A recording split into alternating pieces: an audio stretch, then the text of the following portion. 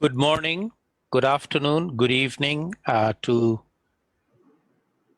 participants who have just joined us for this event on the importance of locally led adaptation to climate change and going towards COP26.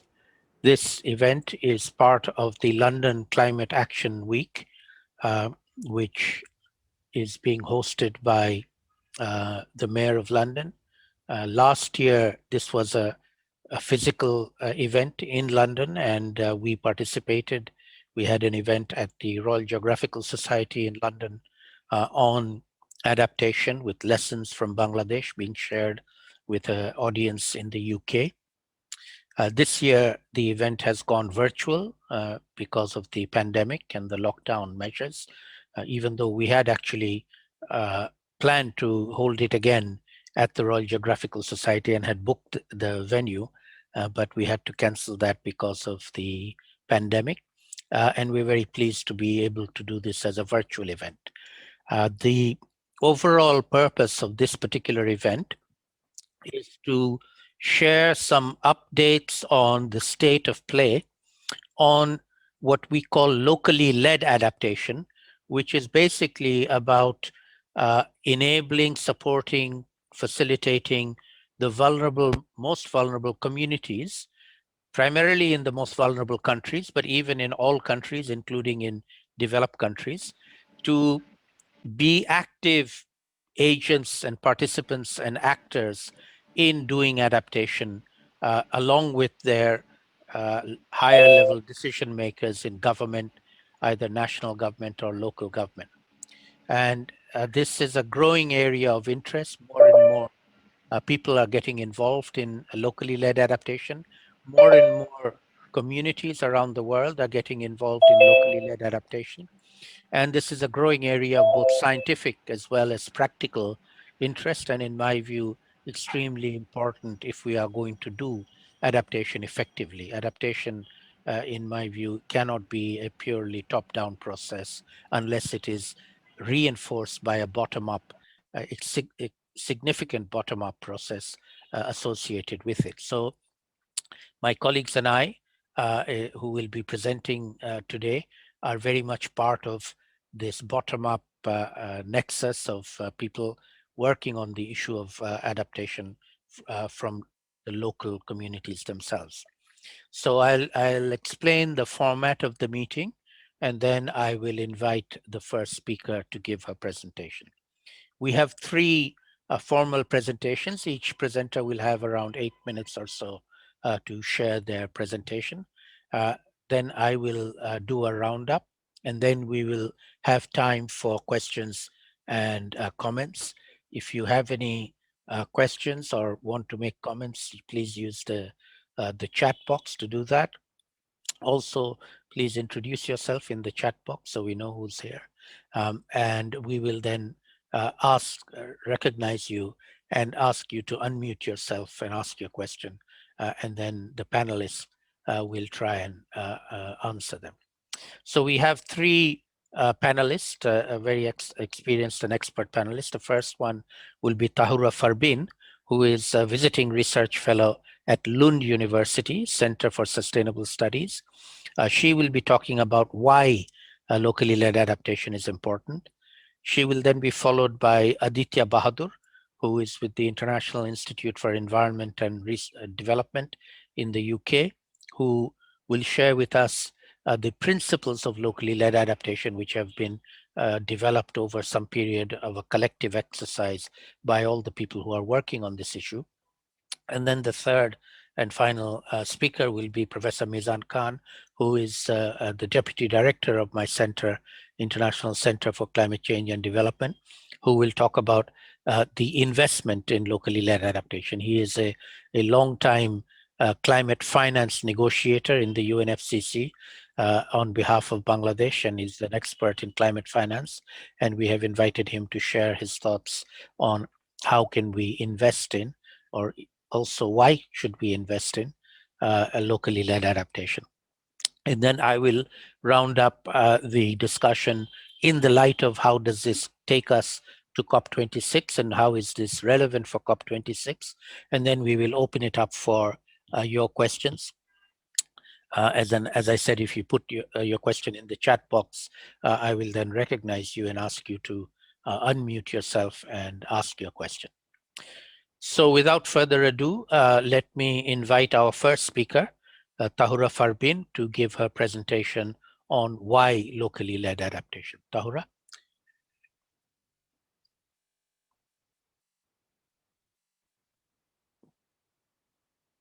Please upload your presentation.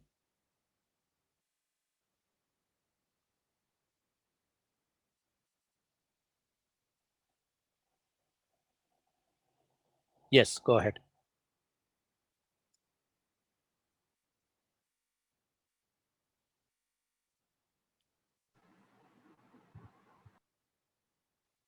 Go ahead. Tahura, please unmute your microphone.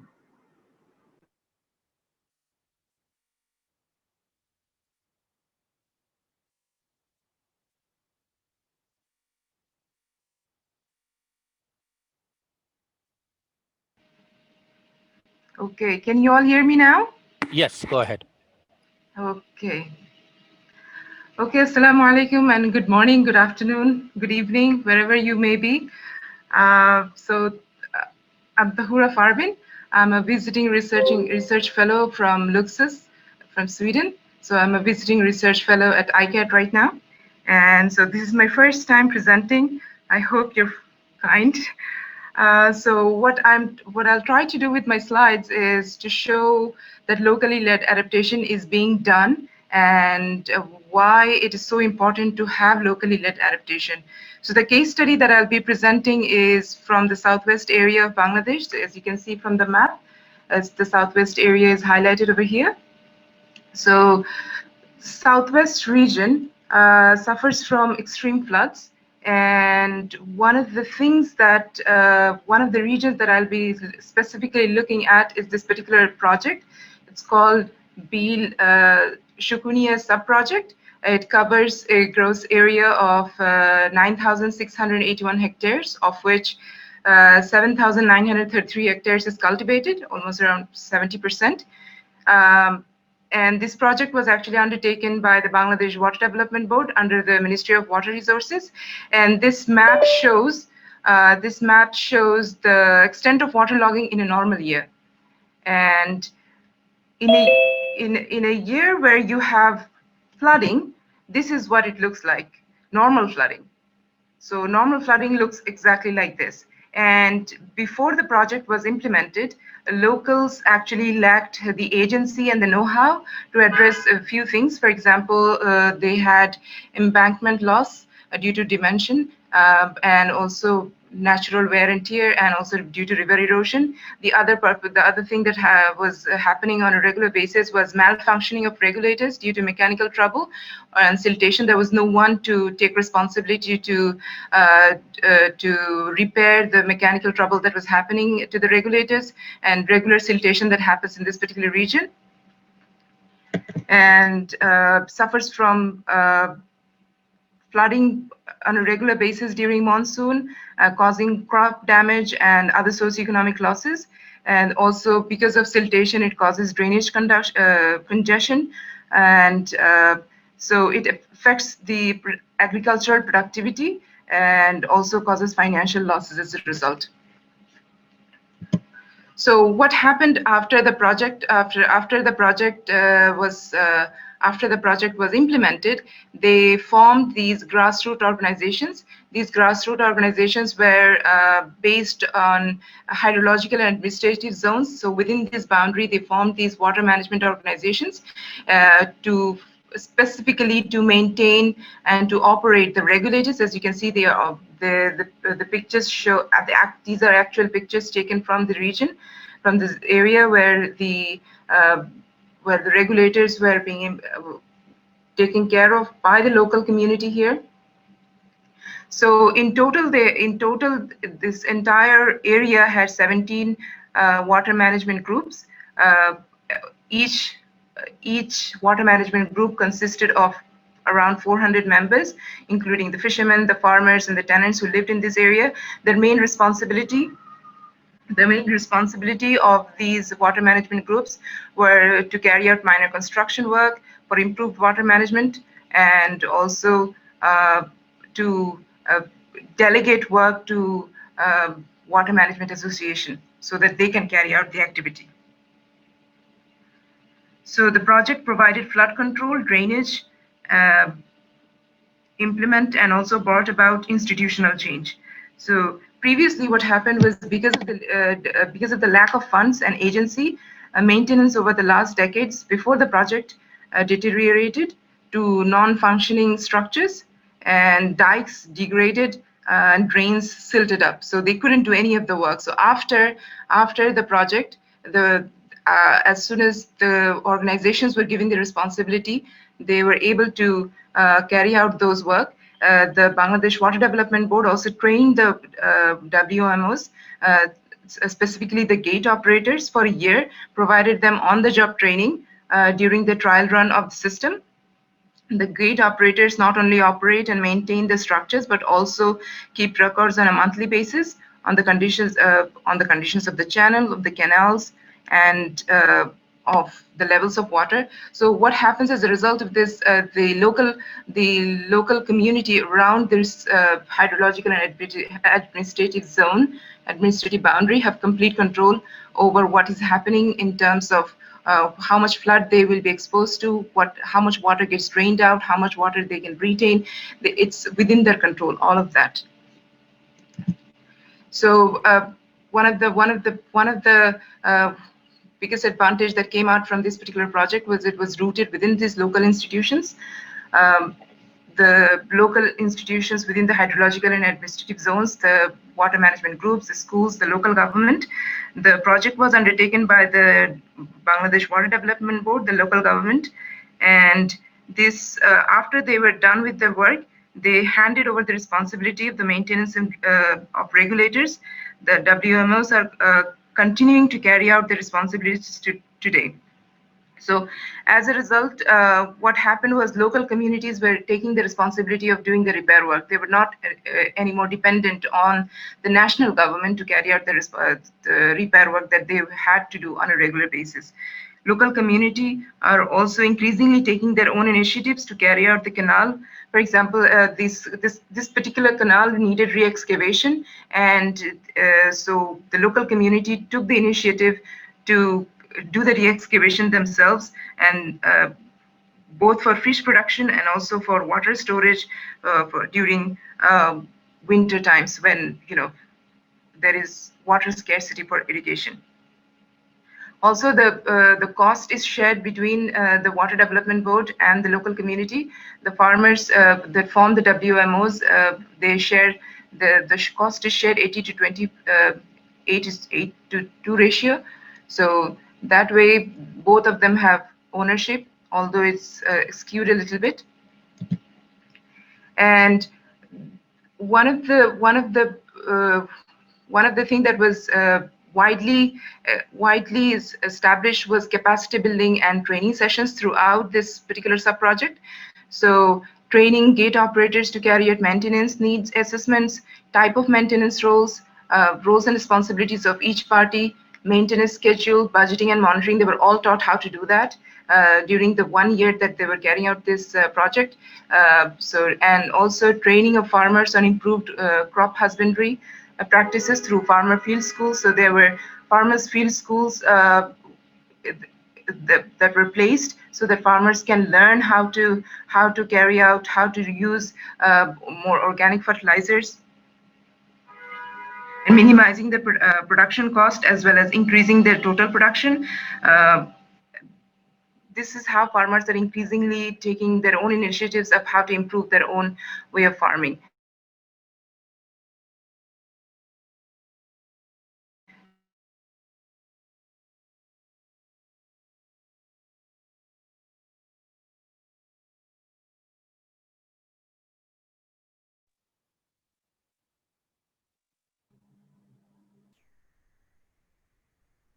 Dora, we can't hear you.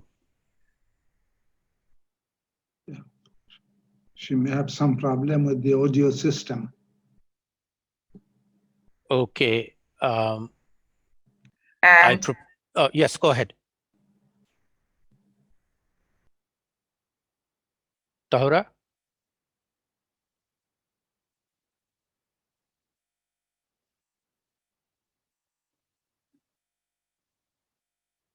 I think she might be have some network issues. Yeah. In that case, I propose that we carry on. Ruksar, can you let her know that we are going to carry on? So let us now move on to our second speaker, who is Aditya Bahadur at the International Institute for Environment and Development based in the UK. Aditya, please go ahead. Thank you. Very good evening to everyone. I'm Aditya and I work with the International Institute for Environment and Development. I'm going to approach the question for today's discussion from a slightly different angle, which is complementary to the other two speakers. I think what we got in the first presentation was a very good example of what local adaptation can look like. However, today I'm going to talk about an allied initiative to ensure that locally led adaptation becomes the norm when it comes to decision making on climate change adaptation. More specifically, along with a large number of civil society organizations around the world, including ICCCAD, I've been working to consolidate a set of 8 principles that with which international salient actors working in adaptation and national players working on adaptation and local organizations interested in engaging on adaptation can align to make sure the communities who are at the forefront of the battle against climate change have the power and the tools to take decisions to make sure that they become resilient and adapt to the impacts of a changing climate. These tools have been developed after intense consultation over a period of more than 18 months actually, where we've solicited the input of a wide range of actors, including community representatives, international organizations, research institutes, and universities, um, to come to a decision that these are the 8 principles that we need to ensure that local people have the ability to deal with climate change. So that's a little bit of the context. Just, I think the final thing to keep in mind there is that we are working towards the Climate Action Summit in January, where all the key players in this domain are going to come together. And our proposal there is, in partnership with organizations like ICCCAD, that we get people to sign up to these 8 principles and demonstrate what they're going to do differently as a result of these. So without further ado, I'll launch into these 8 principles, and I'll try and not take more than 1 minute per principle because I don't want to exceed the time that has been given to me. The first principle is that decision making needs to be devolved to the lowest possible level. The communities who are impacted by climate change, who are on the ground suffering from disasters and slower creeping changes, need to have the ability to decide what they need in order to become resilient. This is not business as usual because more often than not, plans and programs and objectives of big initiatives are decided in international headquarters or national capitals or provincial capitals, and communities are merely invited to participate in processes whose direction is is already set. But we are saying we need to shift away from that and ensure that communities have the power. And there are some good examples of this already. For example, in Kenya, devolved climate funds that are controlled by the county level um, are giving people, local communities, the power to decide how to spend climate finance. And here, as you can see, 70% of the funds are reserved for decision making at the lowest administrative levels. In the past, countries like Nepal have also committed to ensuring that 80% of all finance for adaptation is reserved for the local people, and the local communities will have a say in how that is spent. So we really want to make sure that devolved decision making becomes the norm. Principle number 2 is about ensuring simpler access, patient, and predictable finance for adaptation.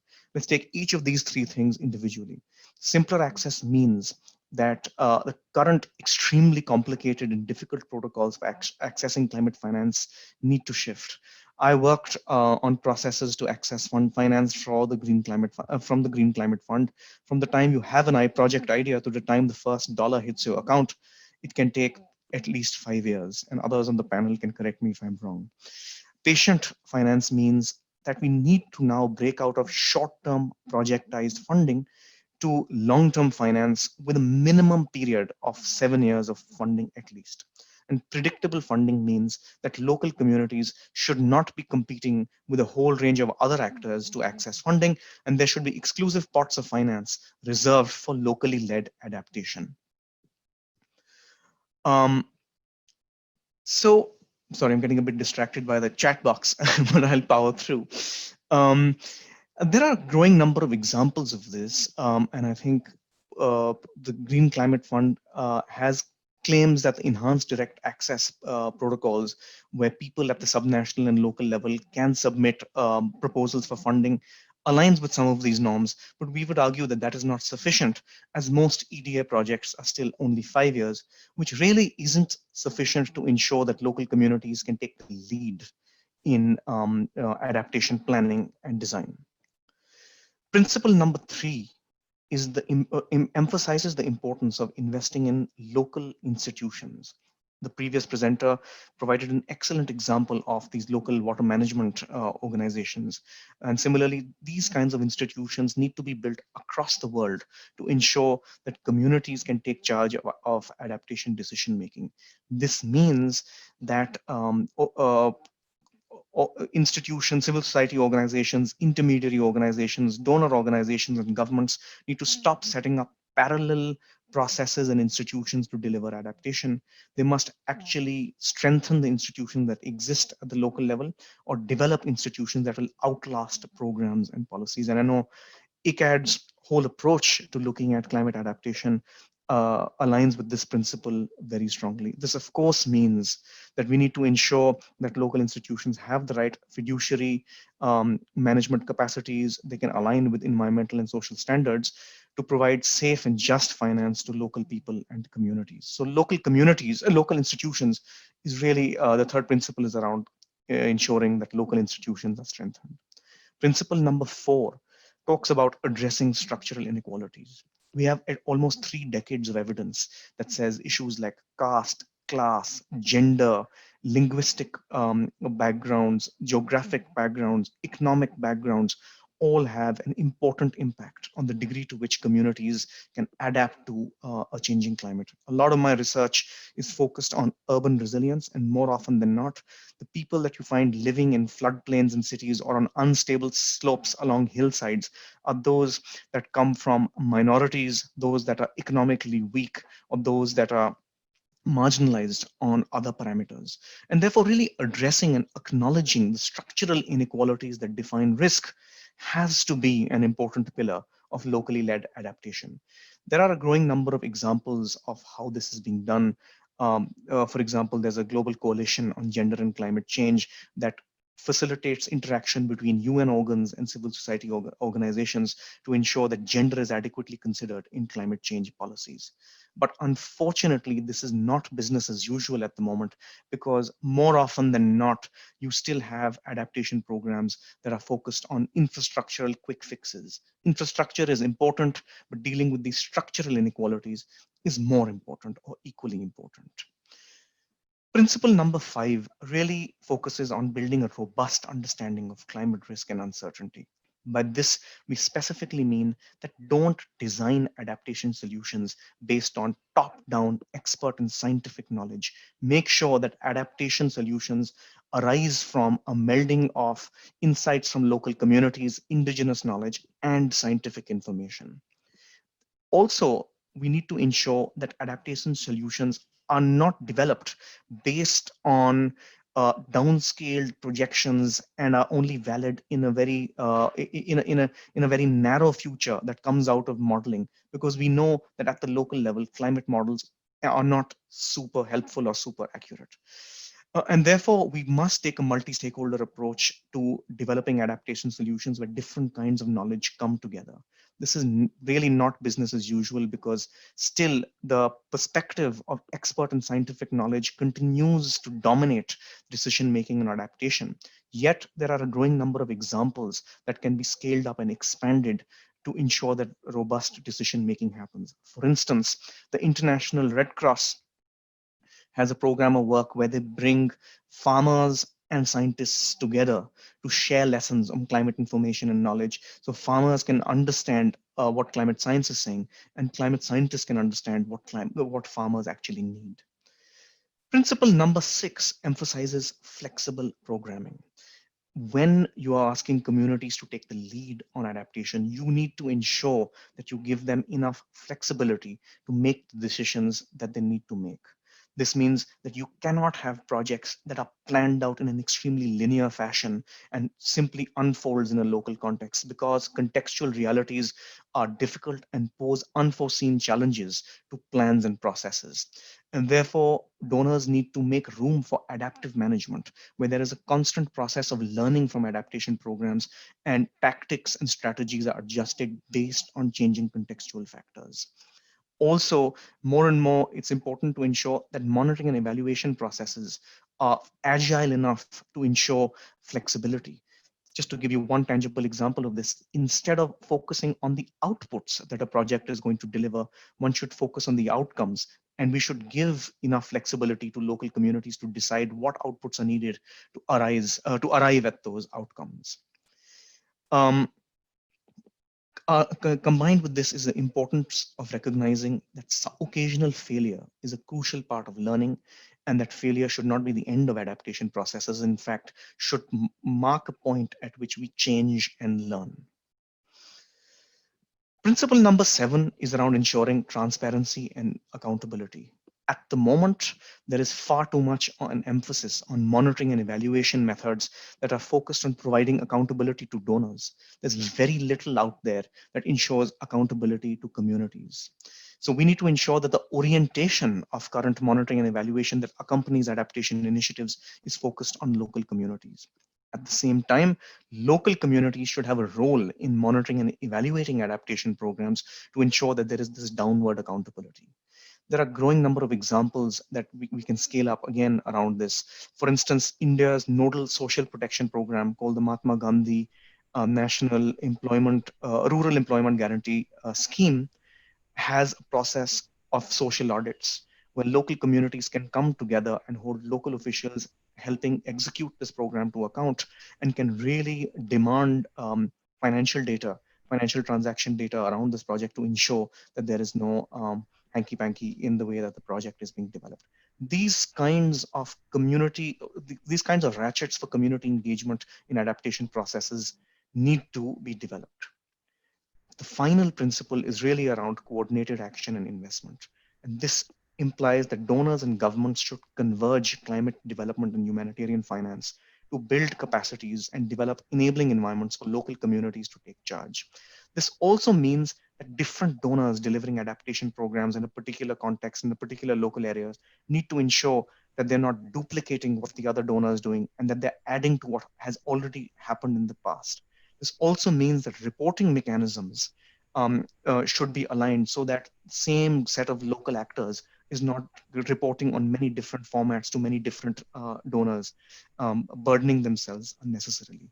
So coordinated action is really crucial to ensure that local communities can take charge of delivering adaptation action. So I think those are the 8 principles. The cross-cutting emphasis here is on enabling local communities and giving them the agency to take charge of adaptation processes, as opposed to simply developing processes where communities benefit from adaptation actions. Salim Bhai, thank you very much. Over to you. Thank you very much, Aditya, for that excellent run through the 8 principles. I'm sure it will stimulate questions and discussions when we come to the Q&A part of the program. It's now my pleasure to invite my colleague, Professor Mizan Khan, who is Deputy Director of the International Center for Climate Change and Development at the Independent University Bangladesh, and also the coordinator of the Least Developed Countries Universities Consortium on Climate Change. And in this context, I think most relevant expertise is he is a long time, for 20 years, a climate finance negotiator in the UNFCCC process as a negotiator for Bangladesh. Mizan, please go ahead. Yeah, thank you, Dr. Selim. In fact, Aditya has laid out the broad principles and the canvas of why adaptation, locally led adaptation is important, the rationale behind. And Tahura also has given a good example. So as you mentioned, as a climate finance negotiator, first in 1-2 minutes, let me lay down the broad canvas of international adaptation support, which is not very rich. Our experience is not very good at that. The latest OECD figure of climate finance shows about almost $80 billion.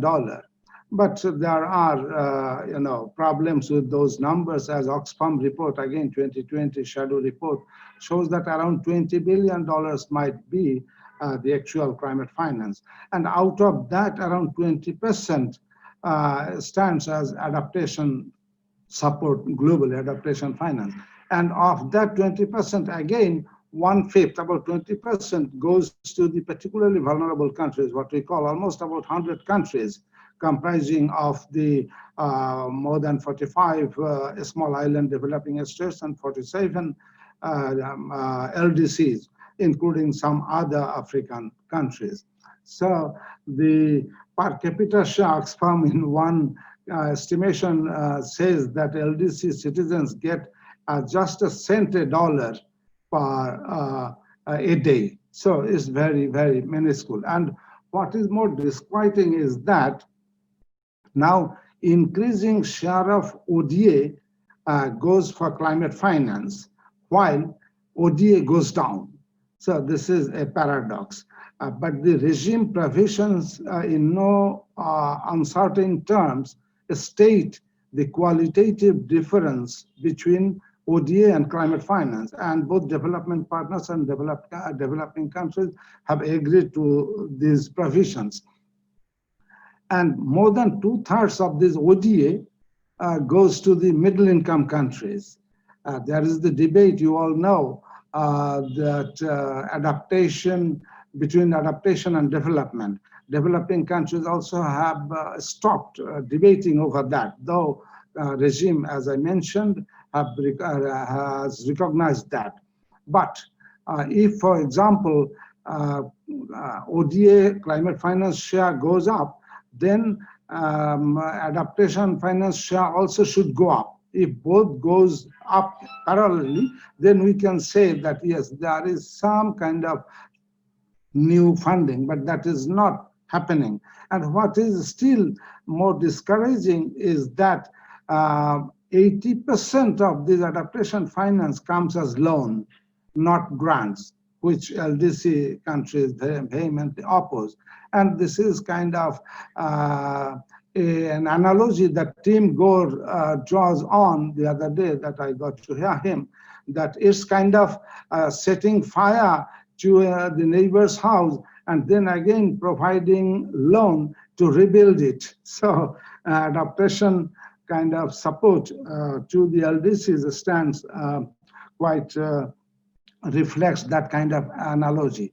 Then now let me come to why investment in locally led adaptation is important. Aditya has clearly mentioned that, but let me mention some facts. For example, the Global Commission on Adaptation, through their research, has clearly come out with the finding of the benefit cost ratio of 2 to 10:1. So benefits of one investment of $1 brings in 2 to 10 units of benefits from investment in adaptation. But still, adaptation investment is not happening at the local level. Why? Because at the government level, there are competing priorities with the scarce resources at the national level. And the problem also intergovernmentally, UN system works on intergovernmental basis. So governments represent them as voting kind of agents. community voices are getting heard better and more nowadays in the UNFCCC negotiations, but still they are observers, they are not the voting agents. So what the governments decide, UNFCCC ultimately at the end of the day does adopt the decisions based on the government's agreement. As Aditya has mentioned, that this is the reason why decentralization is needed very much of adaptation finance.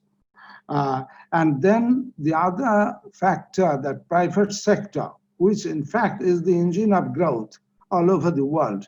Private sector is not interested so much in adaptation because of adaptations largely being bringing in public goods, which are not exclusive. And private sector is more interested in benefit seeking. That is why globally, I can cite a data that about only 3% of adaptation money comes from the private sector. And you all know that still there is no kind of accounting of what kind of private sector money should be regarded as climate finance or adaptation finance. Aditya also has mentioned that investment in locally led adaptation brings in much better benefit. Let me give just one example. That few years back, Bangladesh had a community-based adaptation through afforestation projects funded by the LDC fund. And it was about $1 million project as far as I remember. And it was based on 3F model: forest, farms, and fruits. And that project brought in huge benefits in the coastal areas, in the unutilized lands in the southwest of Bangladesh. So this is a typical example that investment in locally led adaptation brings in better social, economic, and environmental returns. But still, adaptation at local level is not forthcoming. That is a tragedy, the reasons I have mentioned. So it is mostly the government which have to come forward with adaptation investments. IIED research, Paul Steele has shown that in Bangladesh, for example, yearly local communities and households invest more than $2 billion for addressing climate change. But against this, we get only about $300 or $400 million a year as climate finance support. So more than 80% comes from domestic sources. Now, what to do about? The LDC Vision 2050 clearly mentions that 70% of the money, adaptation money, has to go to the local communities. This is a place we look forward to implementation, but this requires a kind of understanding both by the development partners and the recipient governments, because otherwise this will not happen. And also the local governments, local stakeholders need a little capacity building.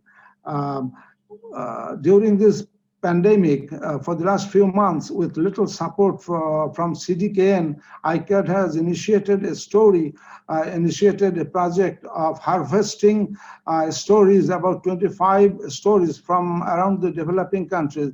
And we have seen from those stories that with what little resources, the communities can do miracles in facing the crisis like COVID. Urgent emergency crisis, unforeseen crisis like COVID. So communities actually have huge agency, what we call, but that agency lies still and largely untapped.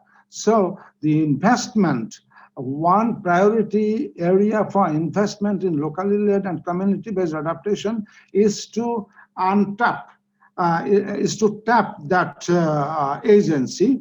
And for that, at local level, we need huge amount of capacity building for proposal development, for ensuring their participation as equal members in the decision equation, as well as for transparency and accountability.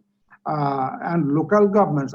Most of the LDC governments still have little share of their national budgets going to the local level. Compared to these countries, I can see India's national local government budget is much more. I think about 1/3 of the federal government budget in India, which is a good example to follow. So my last point is that the governments have to listen to the communities, and we need to strengthen the voice of the community, both at the local, national level and global level, what we call trans-localization of climate finance negotiations. Thank you very much. Thank you very much, Mizan, for that excellent presentation. Let me now, in fact, instead of my giving my talk now, I will refrain from speaking now and keep my comments till the end.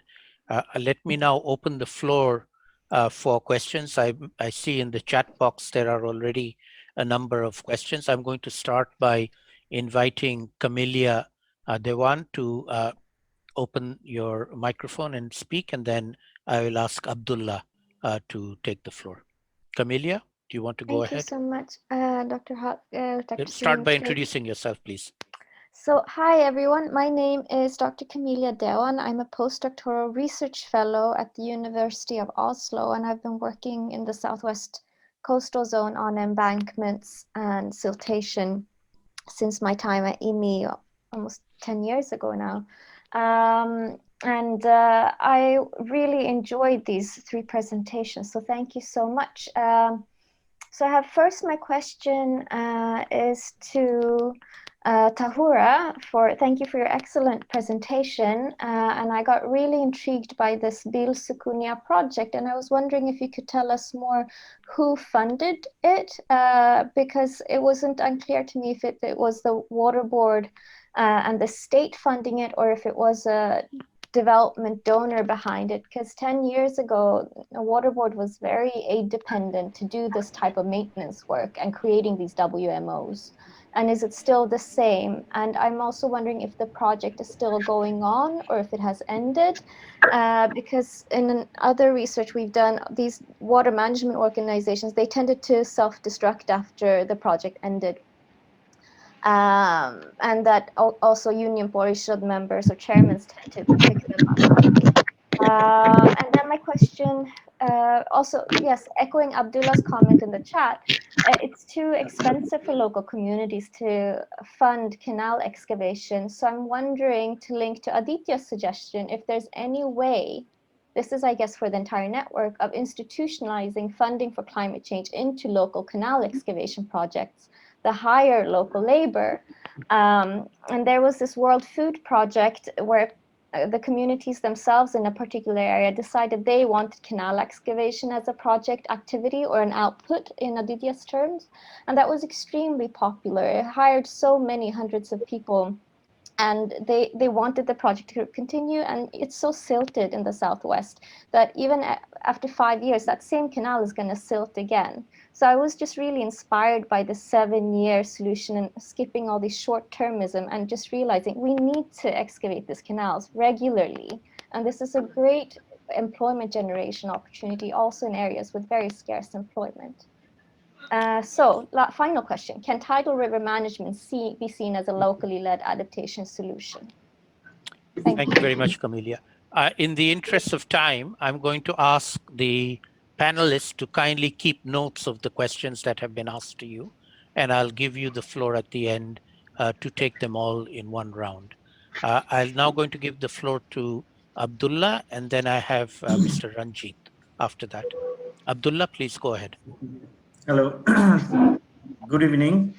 Thank you very much. This is Abdullah Ahmed from UN Capital Development Fund, Bangladesh. What I've written is just a comment based on my practical experience. The first presenter has presented a very good example of community-led management of water resource. But what we have seen, like in the coastal areas, many of the sluice gates that were built in 1960s, those were never been repaired. So when we went to work there, and because due to those damaged sluice gate, saline water intrudes into agricultural lands. So when we went to work there for improving drainage system with the Water Development Board, they asked us that we do always get fund for new sluice gate, but we never get fund for repairing the old ones. And these are in this situation for a long time. And from one of our projects, we repaired like 20 sluice gates, and I believe those will be very useful. So those water resource management groups and these things will be functional only when there is a functional sluice gate. But the repairing or installing a sluice gate, such decisions come from the central government, and also what Camelia said, like some river management, which are big issues. I mean, even if community has the finance, they may not have the capacity or the administrative authority to do those things. So I think that we'll have to find ways to mainstream the idea of community-led adaptation into the government decision-making process, which is sometimes taken at upper level, while we are talking about local level actions. Thank you very much. Thank you very much, Abdullah. So just a quick note on that, the bottom-up locally led is not a substitute for top-down. It is to improve top-down, because top-down has the money. Bottom-up does not have the money, but they have to be consulted and brought into the picture. I'm going to go to Mr. Ranjit Chakrabarti next, and then after that, Nadiruzzaman. Ranjit, please go ahead.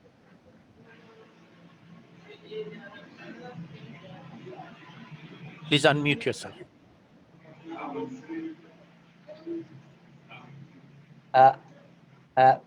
Thank you, Dr. Salimul Haq, for giving me the floor. I hope you can hear me now. Yes, go ahead. Okay, thank you very much. And in fact, my question is to Aditya, and thank you, Aditya, for offering a fantastic presentation on this particular issue. In your presentation, you referred to social audit, on which we are through my project, we are working on this particular agenda.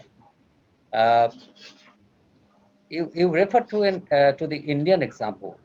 In India, social audit has been introduced, and it is particularly important when we talk about devolved funding. It is very much important, and we need to bring in the right holders' perspective. Now, in India, my straight question is: in India, is it led by the Supreme Audit Institution, or it is led by the government itself? Thank you. Good question. Good question. Thank you. Let's go to Nadir, and then I think we can go back to the speakers for their responses. Nadir, please go ahead. Hi, good afternoon, everyone, and thanks, Salim Bhai, for giving me the floor. It was really great to see all these three presentations, and since I'm also one of the postdocs at Hamburg University and also affiliated with ICCCAD, has been working on climate change adaptation for some time.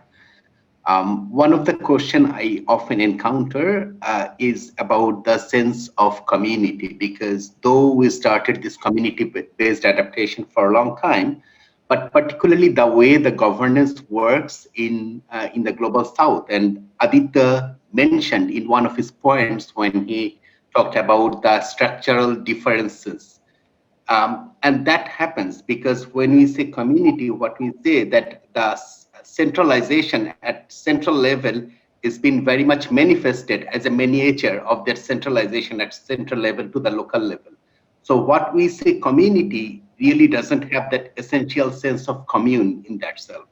So since the local level adaptation is sort of a evolving concept now, whether all the presenters could highlight their opinion on we really need to concentrate on this idea of community, and whether instead of calling it community-based, could we call it locally based adaptation, where that really make a lot of sense, and in terms of conceptualization as well, so that we can also focus on the structural differences, because when we say community, that get diluted in the whole concept.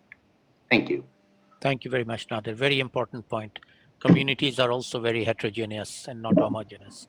Saqib, I see your hand. Go ahead. Thank you, Dr. Haq, and thank you to our speakers for illuminating a very interesting topic, I believe. So I think perhaps picking on from some of the questions that came forward, as our speakers have talked a little bit about the overarching problems of sort of adaptation initiatives not being community-led or solely being community-based, but not led by the communities themselves. I think one of the other elements that we've been working on, and if the panelists could let us know from their experience and their research, how could we address these locally led adaptation issues to also be inclusive of, let's say, gender and youth inclusion, participation and engagement that often doesn't get addressed in adaptation initiatives, which are slightly covered by the topics that you've given, but bring forward their own challenges in terms of specifically speaking from the youth perspective about how youth-led organizations are oftentimes maybe just brought into the fore just as a sort of participation, but not really given leading activities, not really given decision-making power or money and budgetary powers. So then what would be the ways that we could try and make it a bit more, adaptation initiative to be a bit more gender and youth inclusive? Thank you, Saqib. We are running out of time. So before I go back to the speakers, I'll invite Joanne. Joanne has written a question in the chat box, but why don't you unmute yourself and tell us about it? Joanne, please.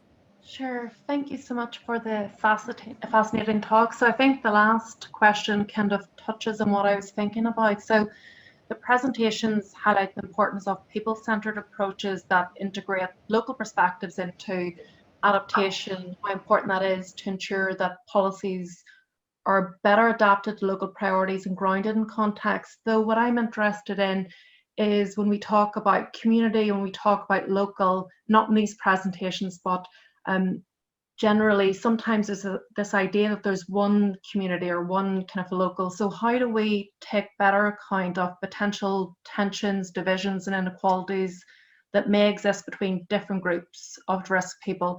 So I'm interested in your experience in the types of principles or examples of good practice you would propose to address this challenge. Thank you very much, Joanne. Very important question. So I'm now going to go back to the speakers and invite each of you in the order that you spoke before, Tahura and then Aditya and then Mizan, to just take 2 or 3 minutes. Don't have to answer everything. Pick 1 or 2 key points that struck you and give your reflections quickly.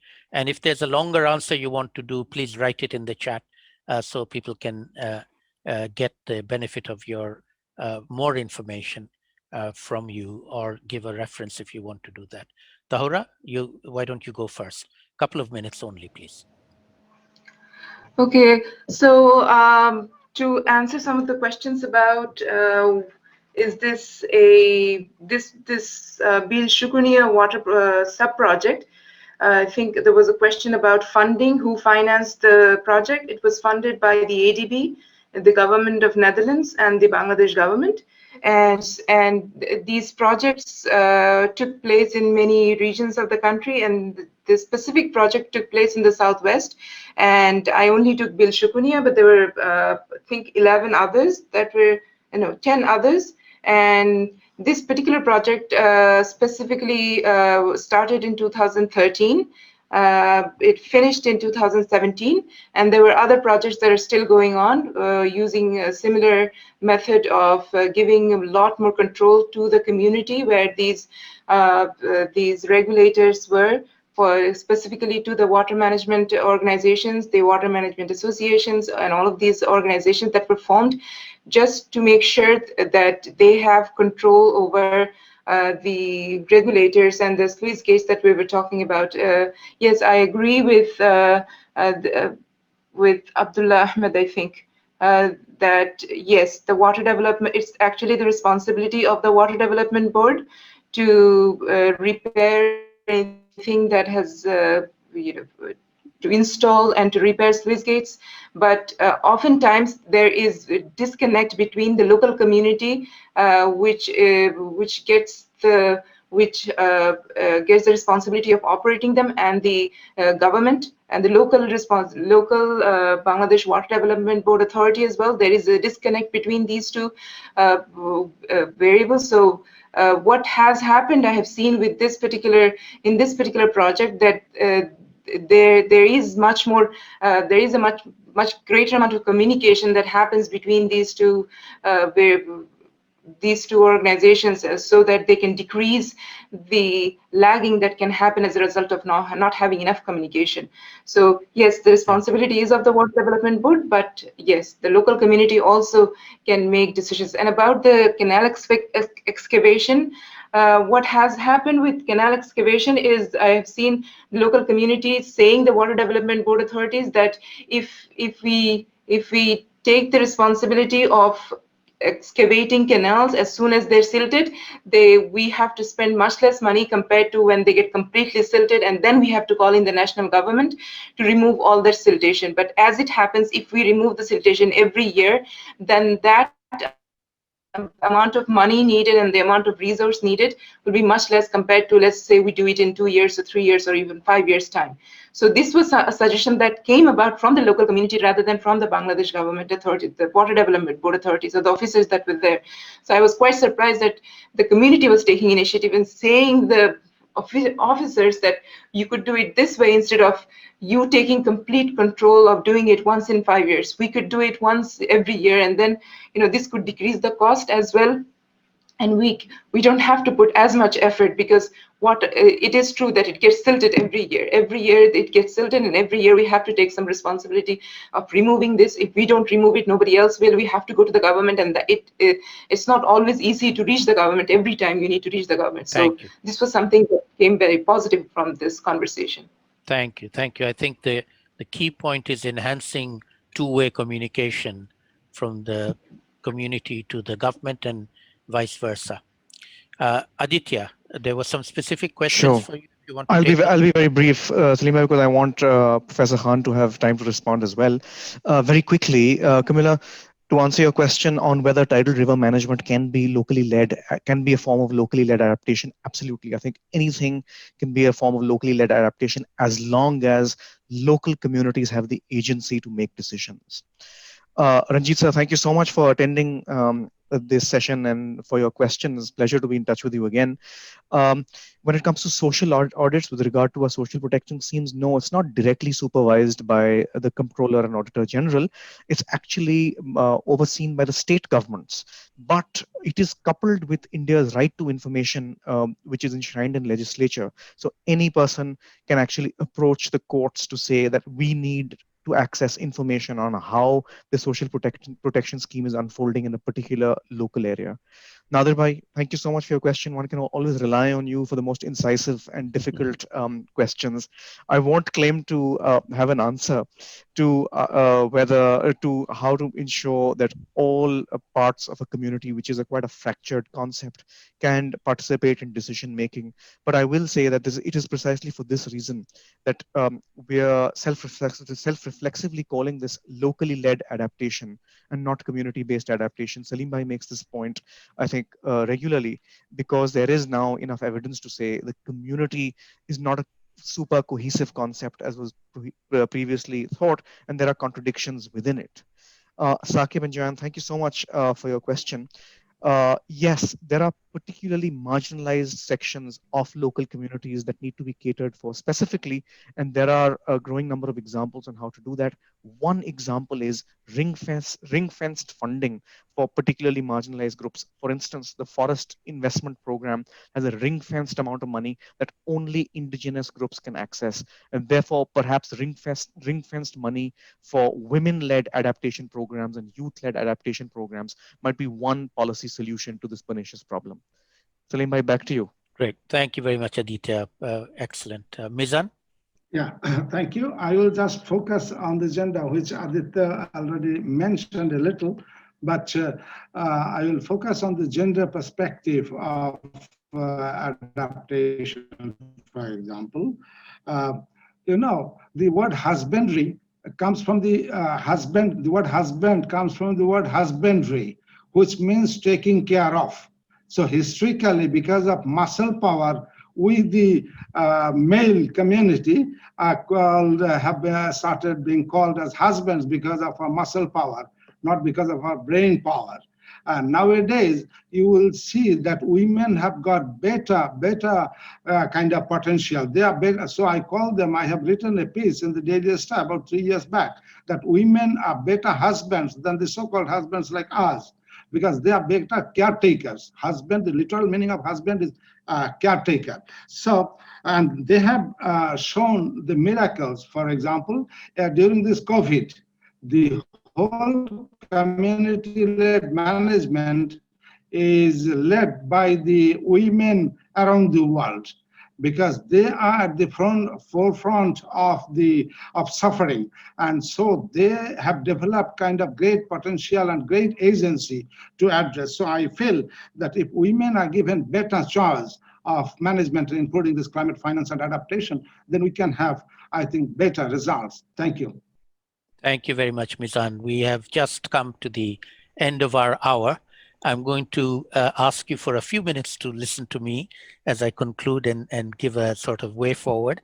In the meantime, I'm going to invite everybody to just put your cameras on for the last couple of minutes so we can take a screenshot of everybody and see who's with us. And thank you all for being with us. So I am just going to look forward. I'm not going to summarize what has been an excellent set of presentations as well as questions, but looking forward, and I mentioned at the beginning, COP26 is sort of one of our destinations. It was, as you know, supposed to have been this month in Glasgow in the UK, but it's postponed by a year to November 2021. And in COP26, one of the very important agenda items is something called the Global Goal on Adaptation. This is something we agreed in the Paris Agreement in Article 7, that we will have a global goal on adaptation. But unlike mitigation, where we have a global goal of 1.5 degrees, which gets translated into zero emissions by 2050 or 2040, adaptation doesn't have a simple metric to do that. It's very location specific. It's very difficult to aggregate it to the global level. Nevertheless, a lot of people are thinking about that, and there are various schools of thought, and we belong to the school of thought that talks about reducing vulnerability of the most vulnerable. That to us is a goal that we want to do. And in fact, I have written about the concept of maybe a zero vulnerability equivalent to the zero emissions on the mitigation side, because we don't have a simple answer to the adaptation goal that the mitigation people have in terms of zero emissions. So that's an area we will continue to pursue. But in the shorter time frame, in the January 2021 timeframe, we also have another very, very important set of events, one of which Aditya mentioned, which is the Climate Adaptation Summit, which takes place on the 25th of January. Originally, it was supposed to have been on the 22nd of October this year in the Netherlands as a physical event hosted by the Prime Minister of the Netherlands. It has been postponed to the 25th of January, and is also no longer just one event in one place. It will start with a high-level event in the Netherlands hosted by the Prime Minister of the Netherlands. But then it's going to roll around the world in 2-hour chunks on different themes. There will be 11 different what are called anchor events on different themes, which will take place over the subsequent 24 hours. And one of those is on locally led adaptation. And that will be hosted by Bangladesh, the government and the people of Bangladesh together on the morning of the 26th of January. So the following day, Dhaka time 9:30 to 11:30. That is now being designed, and we hope that the principles that Aditya presented, we will put the principles as something that we want everybody to sign up to. So there will be a significant signing up to the principles initiative taking place there. But that's only 2 hours, so it's not a very big event. It's not going to be possible to get a lot of things crammed into that time. So prior to the summit, we have our next Gobeshona conference. This is something we've been doing as an annual event in my university in Dhaka as a physical event. But next year, from the 21st to the 24th of January, we are making this a virtual event. And from now on, it will remain a virtual event, which allows us to do two things. Firstly, it allows us to go global.